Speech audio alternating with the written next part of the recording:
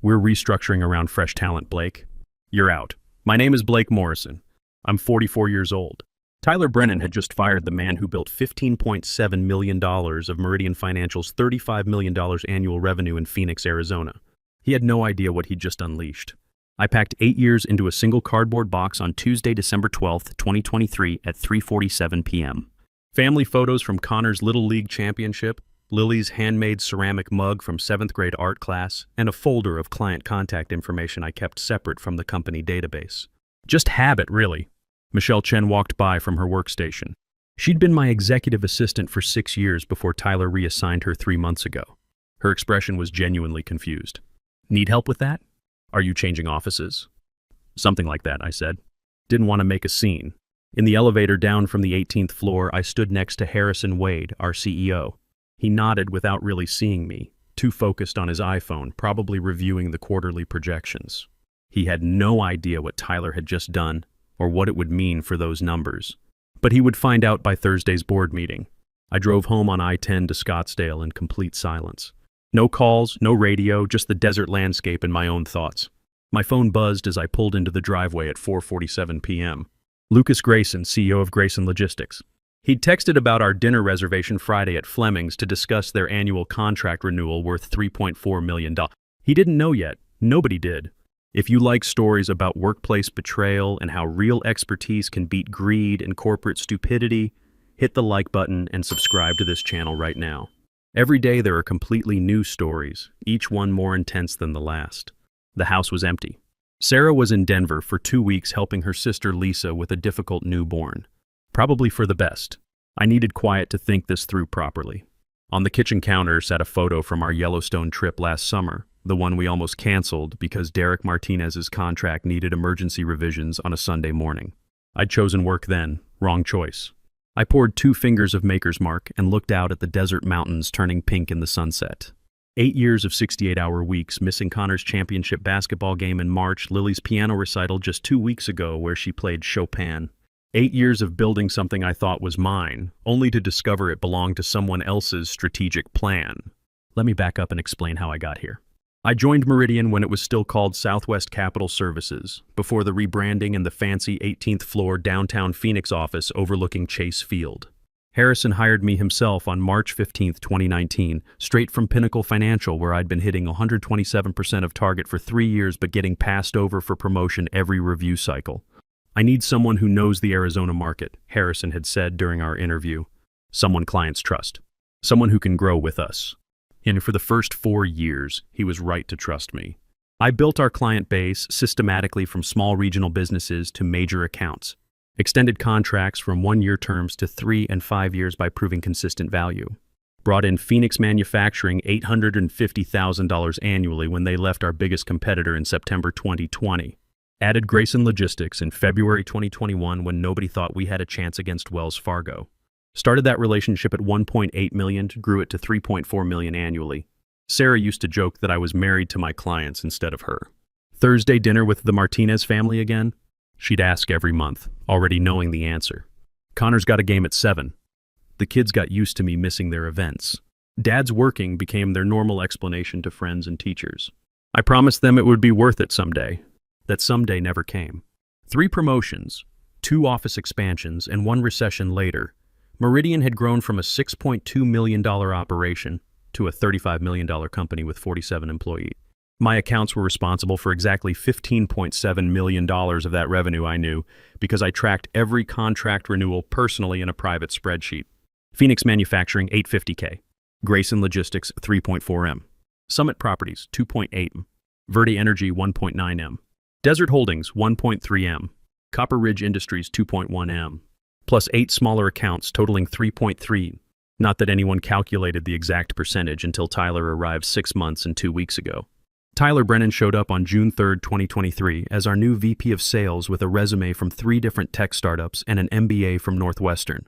Custom Armani suits, buzzwords about disrupting traditional financial services models. And in 6 months, he'd never once joined me on a client call. 3 weeks and 4 days after starting, he implemented a new commission structure that cut my earnings by 28%. Said it would incentivize new business acquisition over account maintenance. That should have been my first warning. but I trusted Harrison's judgment. The signs were obvious once I looked back with clear eyes. Week 2 of July, my corner office desk got moved to a cubicle during office renovations that somehow didn't affect anyone else's workspace. July 29th, my name disappeared from the weekly pipeline meeting invites without explanation. August 15th, Michelle was reassigned to Tyler with a memo about optimizing administrative resources. September 3rd, travel requests required additional approval from Tyler personally, adding 3 days to every client visit. October onward, my expense reports came back with questions about every lunch receipt, every client dinner, every hotel stay above the Marriott Courtyard level.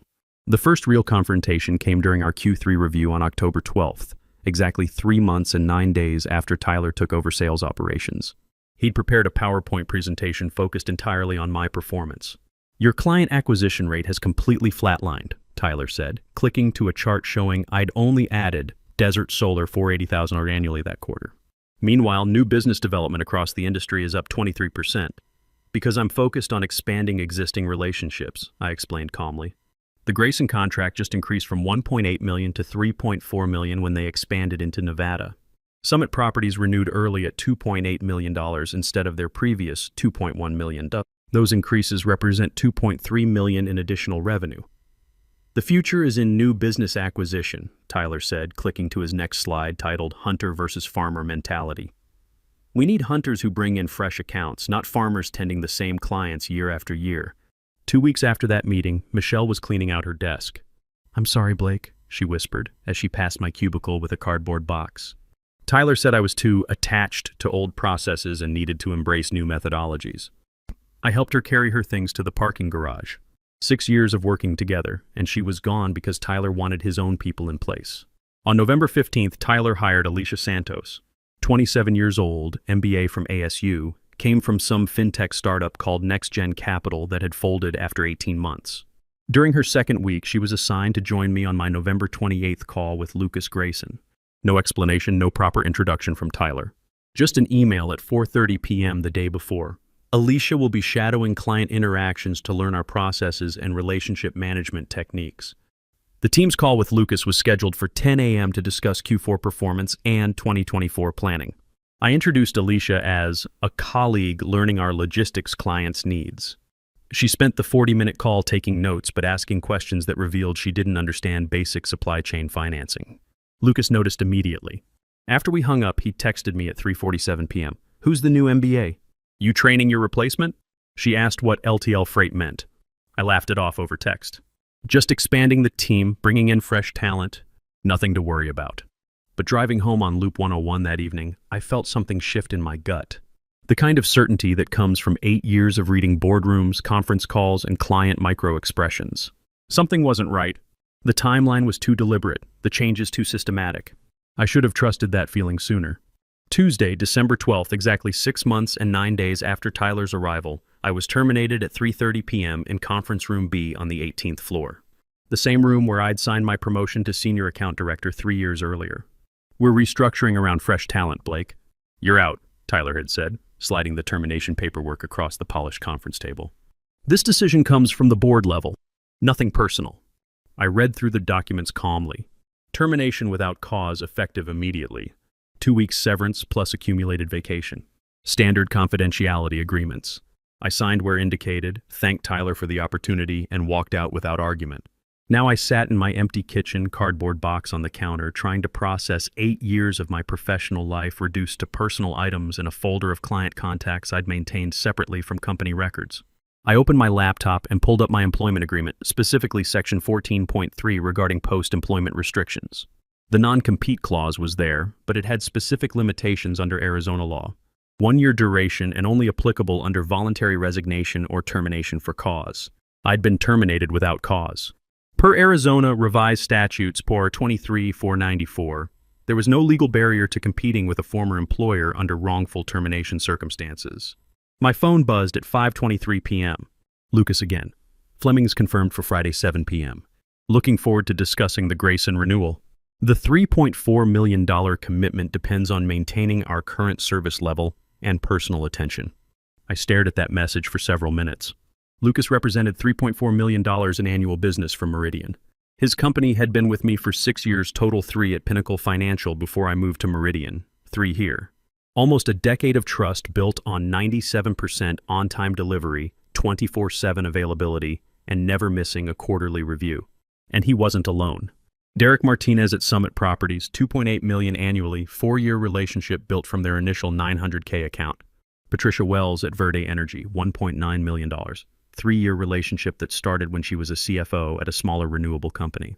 Combined with Lucas and 4 smaller long-term accounts, they represented exactly $8.87 million in contracts, all with renewal dates between December 20th and January 31st. All of them dealt exclusively through me, had my personal cell number, knew my family situation. None had ever worked directly with Meridian's corporate team or Tyler's process optimization approach. I made a decision that would reshape everything. I wouldn't call anyone that night. Wouldn't send angry emails or make threats. I'd sleep on it, wake up clear-headed, and then make exactly 3 phone calls Wednesday morning. Not to complain or vent, but to inform my top 3 clients that I was no longer with Meridian, effective December 12th, 3:30 p.m. The rest would happen on its own. Wednesday morning, December 13th, I made my first call at exactly 8:30 a.m. from my home office. Lucas, this is Blake. I'm no longer with Meridian as of yesterday, 3:30 p.m. Wanted you to hear it from me directly before anyone else contacts you. His response was immediate and concerned. What happened? Some kind of disagreement? Who's handling our account now? Tyler Brennan will probably reach out today or tomorrow. Maybe Alicia Santos, the MBA from our November 28th meeting. A long pause. I could hear him typing, probably pulling up our account details. The woman who didn't know our seasonal logistics requirements? Blake, she asked what LTL freight meant and whether we handled our own warehousing. That's basic information. That's all I can tell you about the transition. The rest is your decision as Grayson's CEO. Call 2 at 9:15 a.m. Derek Martinez at Summit Properties. Similar conversation, similar concern.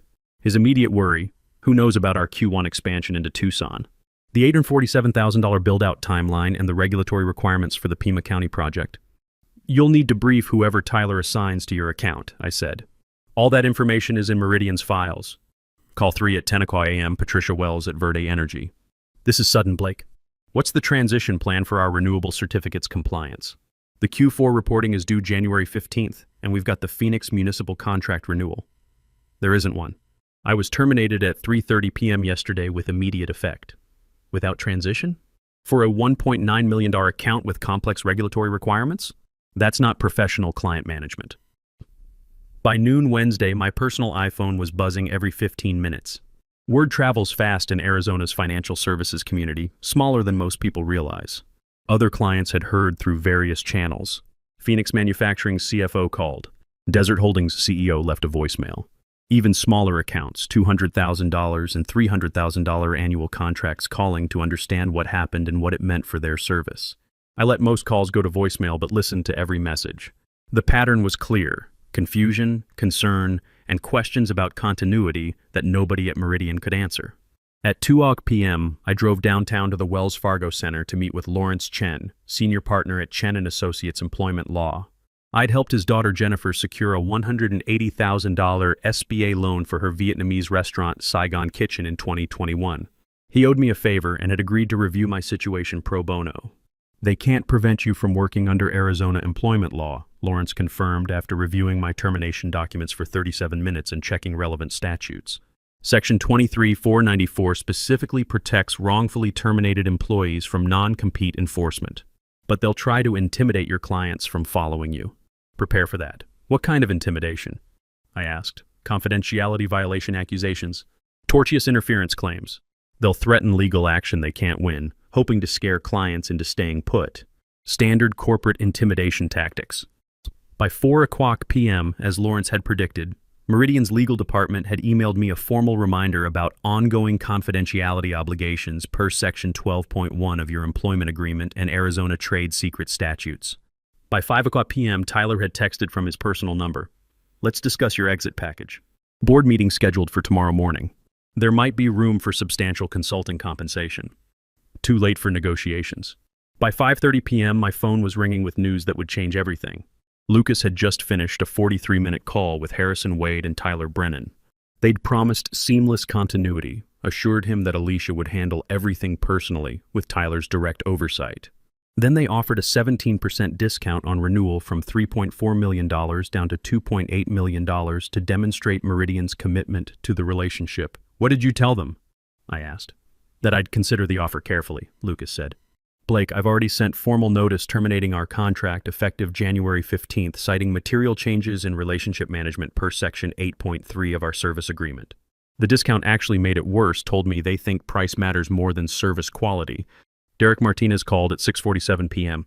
Same conversation with Meridian, same discount approach, same result. They offered 15% off if we'd commit to 2 years instead of 1. Told them we'd think about it, but I've already sent termination notice. Price wasn't the issue.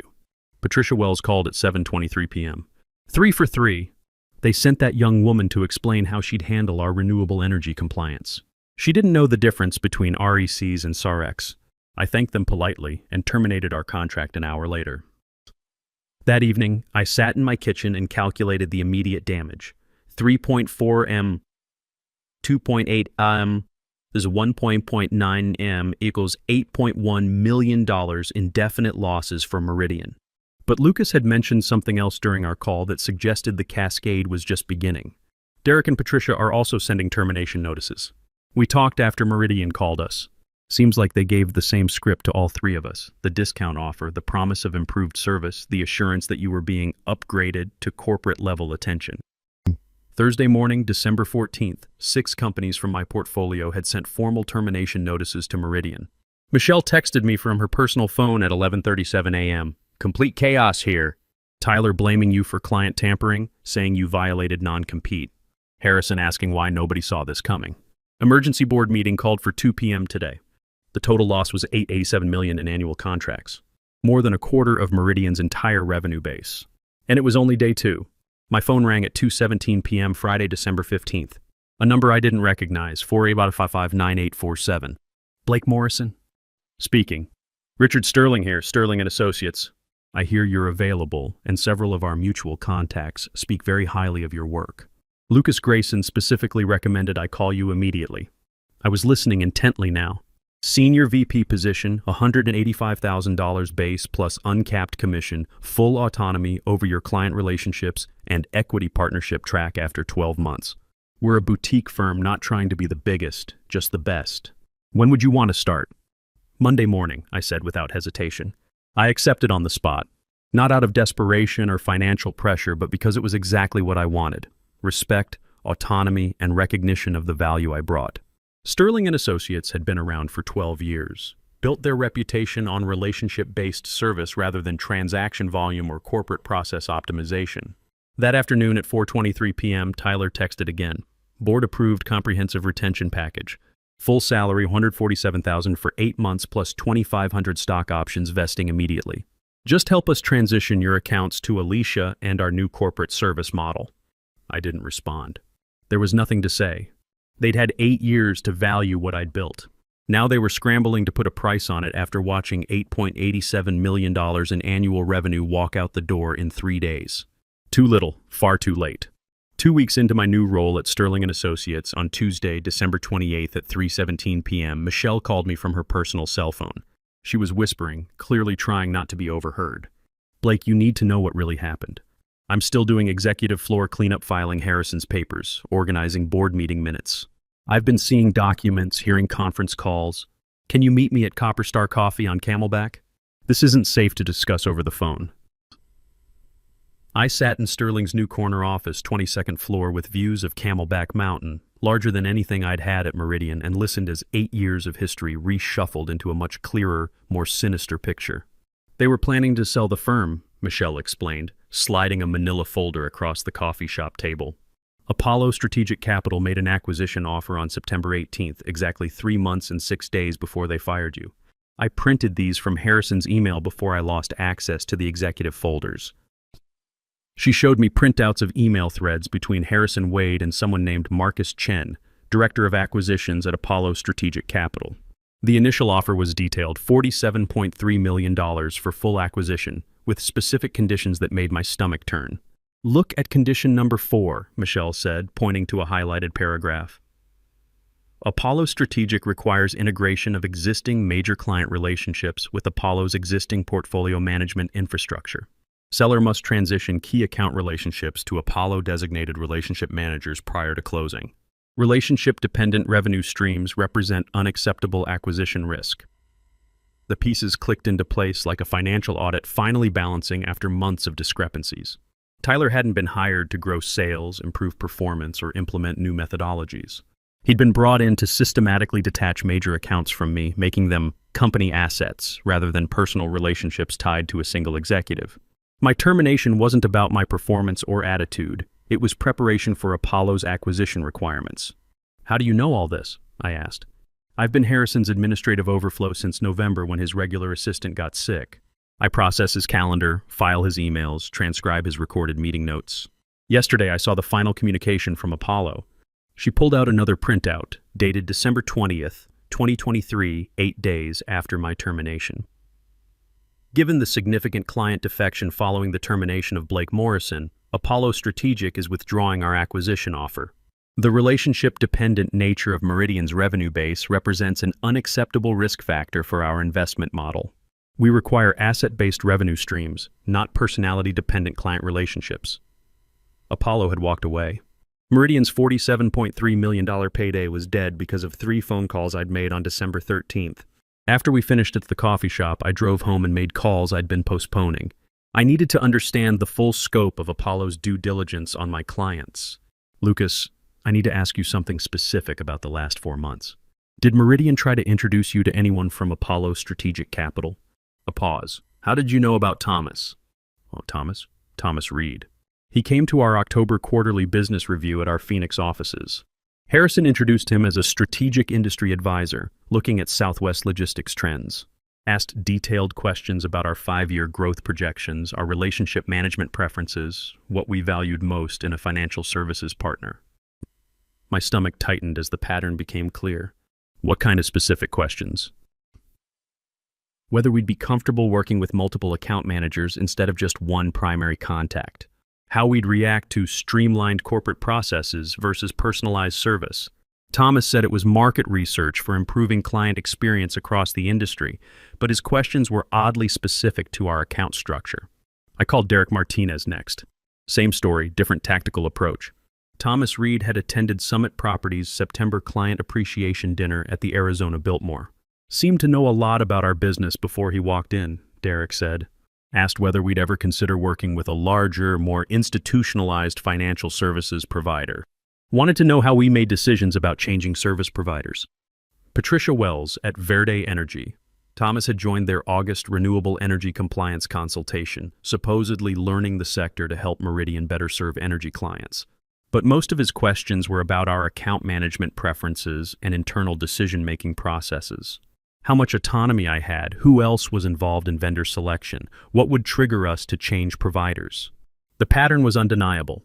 For 4 months, from August through November 2023, Apollo Strategic had been conducting due diligence on my clients. Not market research or industry analysis. Relationship assessment and transition feasibility studies. They were determining which accounts could be transferred to their own institutional account managers post-acquisition and which ones were too dependent on personal relationships with me. I was the obstacle they couldn't solve with corporate process optimization, so Tyler removed me from the equation. 3 weeks after joining Sterling, on January 18th, 2024, I received an engraved invitation to speak at the Southwest Financial Services Conference at the Four Seasons Scottsdale. The panel topic, Building Client Loyalty in the Digital Age. The irony wasn't lost on anyone who knew my story. I accepted the invitation, not for ego or public vindication, but because I knew exactly who would be in that audience. Industry peers, potential clients, and most importantly, Meridian's remaining leadership team. Harrison never missed this conference, used it for networking and business development. Tyler would probably be there too, if he still had a job. Sterling had given me resources Meridian never offered. 2 dedicated analysts, Jennifer Park and Michael Rodriguez, plus marketing support and, most crucially, equity partnership opportunities. Every client I brought in wasn't just commission income. It was building something I partially owned. I spent 3 weeks preparing for the conference presentation, not with flashy slides or rehearsed anecdotes, but with hard data. Working evenings with Jennifer and Michael, I compiled detailed performance metrics for every client who had followed me from Meridian to Sterling. The results were undeniable and devastating for Meridian's narrative. Average service response time, reduced by 52% within 30 days of transfer. Implementation costs for new services down 31% due to streamlined processes. Client satisfaction scores up 24 points across the board on industry standard surveys. Revenue per client increased 18% on average within 60 days of switching providers. It wasn't about personal loyalty or vindictive client behavior. It was about measurable service quality improvements that proved relationship-based financial services delivered better outcomes than corporate process optimization. The morning of January 18th, I reviewed my presentation one final time in my four-season suite. No dramatic reveals, no naming names unnecessarily. Just facts, outcomes, and professional analysis. Devastating through competence rather than emotion. As I walked into the grand ballroom at 9:00 a.m., I spotted Harrison immediately. He was huddled with two board members, Patricia Thornton and James Kellerman, near the coffee service area. His expression tightened when he saw me across the room. Tyler was there too, standing alone by the registration table, checking his phone constantly. He looked like he'd lost weight and hadn't been sleeping well. I nodded politely to Harrison and moved toward the panelist table. Found my nameplate between speakers from Wells Fargo and Bank of America. The event program listed 347 registered attendees. Half of Arizona's financial services industry was in that room. The panel discussion began with standard questions about market trends and digital disruption. When my turn came to address client loyalty strategies, I spoke directly about what clients truly valued in modern financial services. In an age where everything is automated and digitized, personal accountability has become the rarest commodity in financial services, I said, clicking to my first data slide. Companies often mistake client relationships for company assets. They aren't. They're trust agreements between individuals that require constant reinforcement through consistent performance. I presented my comparative data without mentioning Meridian by name. Just case studies labeled as Company A and Company B with clear performance metrics. But everyone in that room with industry knowledge knew exactly what they were looking at. Case study analysis. 7 major accounts transferred from Company A to Company B in December 2023. Within 30 days, average response times improved 52%. Implementation costs decreased 31%.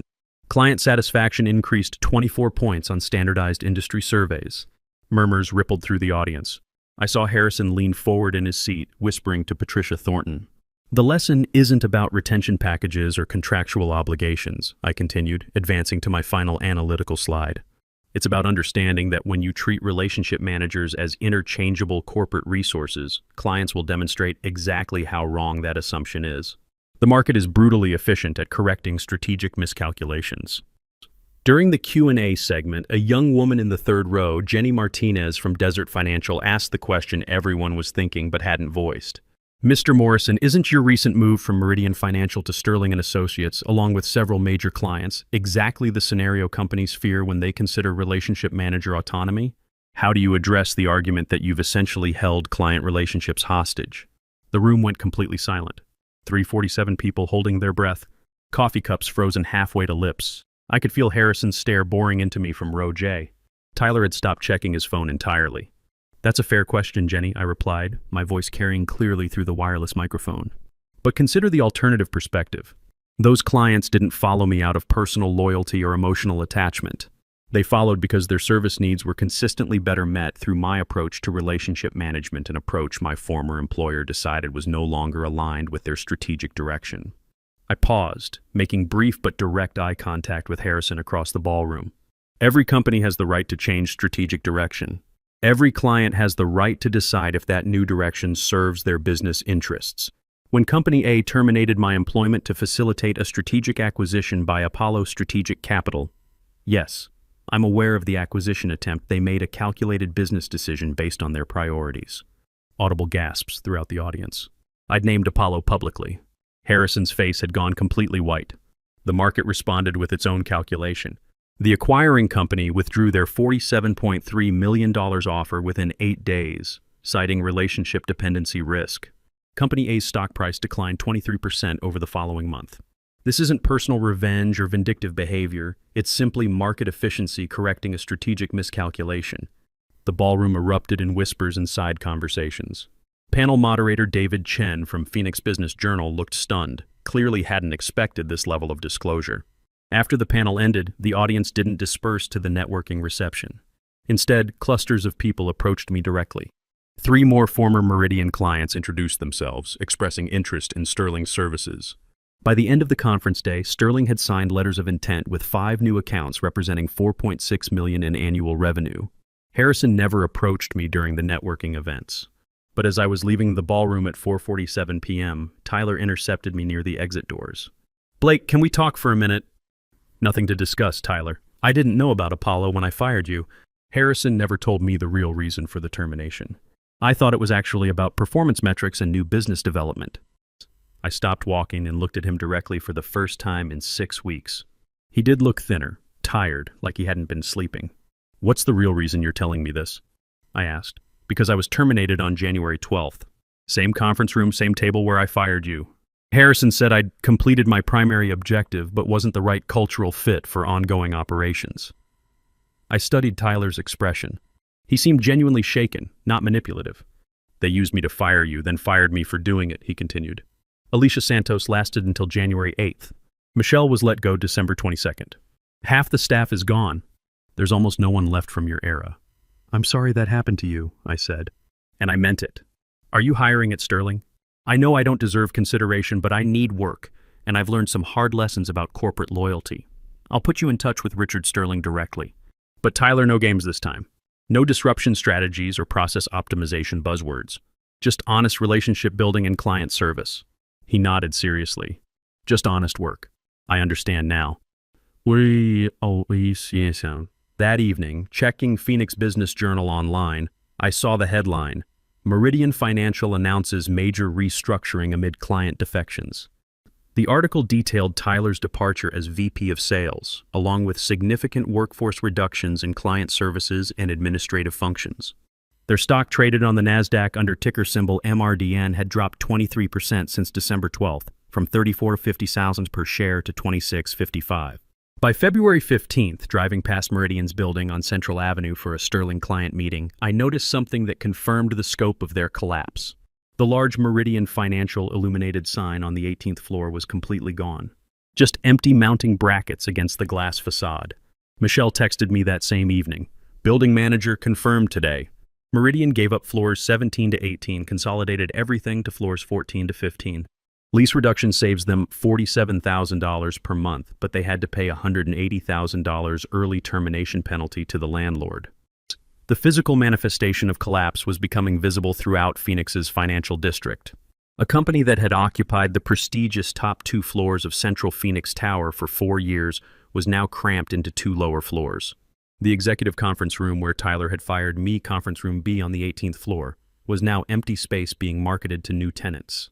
6 months after my termination on June 12, 2024, I stood in Sterling's largest conference room, surrounded by my team and the company's senior partners.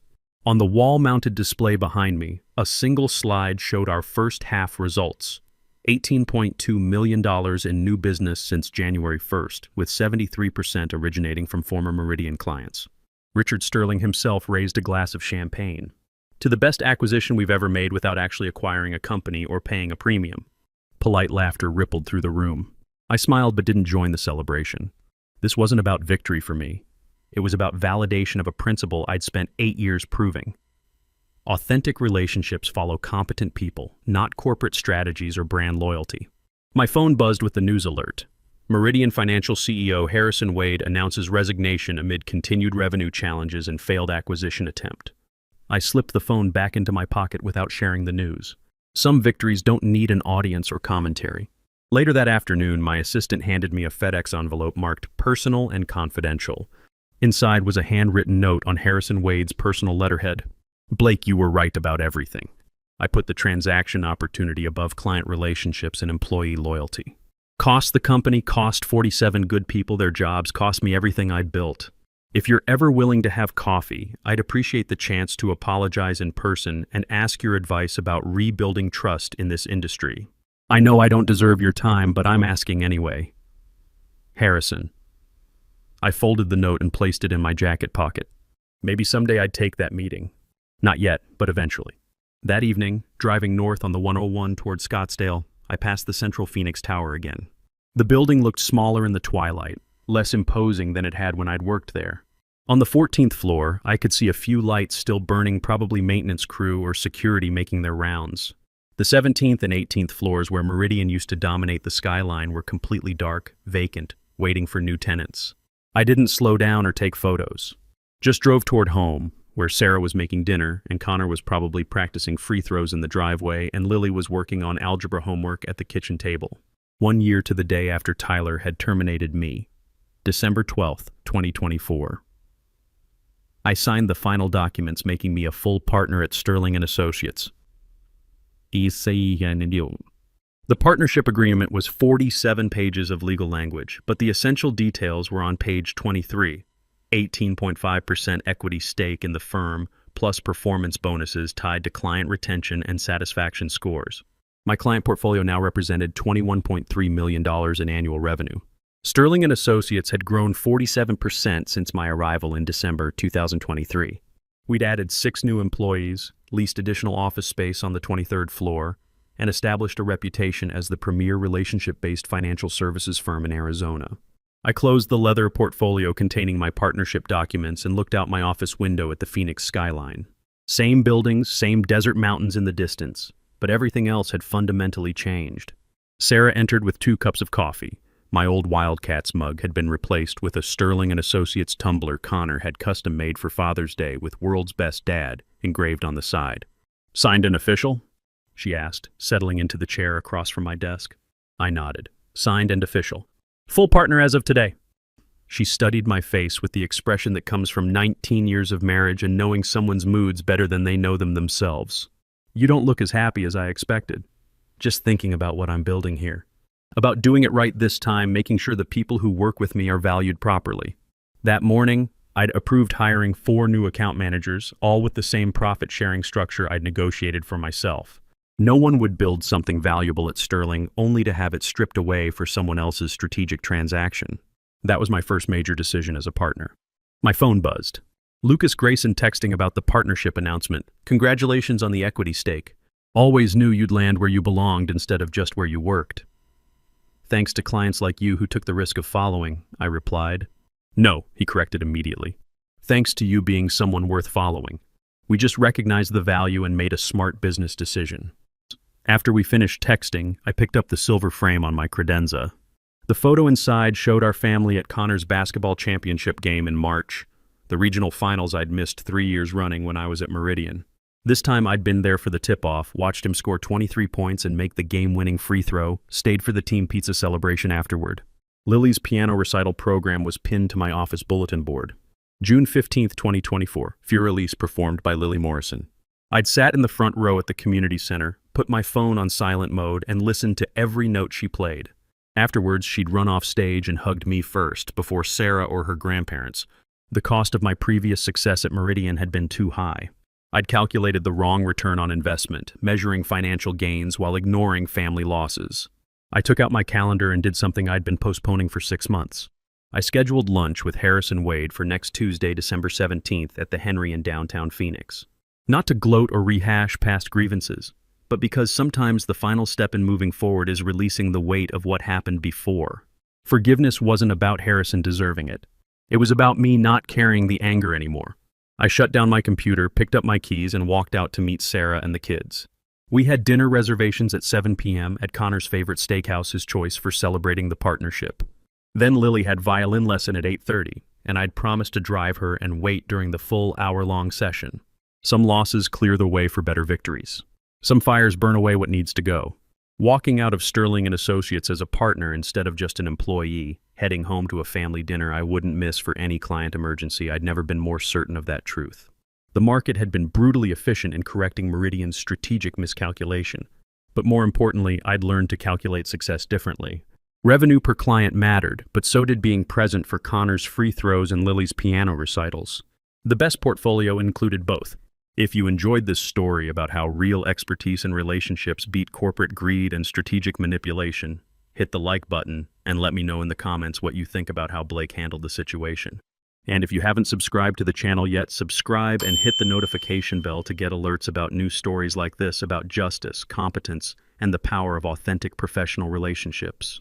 Thanks for watching. See you in the next video.